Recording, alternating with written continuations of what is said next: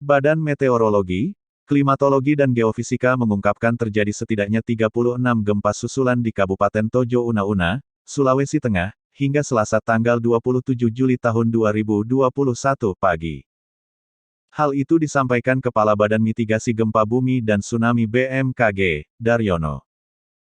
Update hingga Selasa pagi ini BMKG mencatat sebanyak 36 kali gempa susulan di Tojo Una-Una, ungkap Daryono kepada Tribun News, Selasa pagi. Daryono menyebut magnitudo gempa susulan kurang dari 5,0. Semoga kondisi segera stabil, imbuhnya.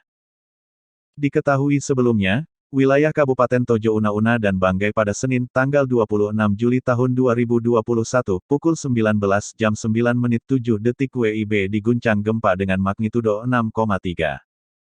Daryono mengungkapkan epicenter gempa terletak pada koordinat 0,77 derajat LS.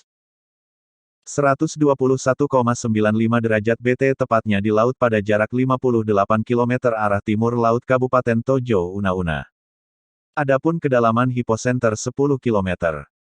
Gempa dangkal ini terjadi akibat adanya aktivitas sesar aktif dengan mekanisme sumber menunjukkan pergerakan turun, ungkap Daryono.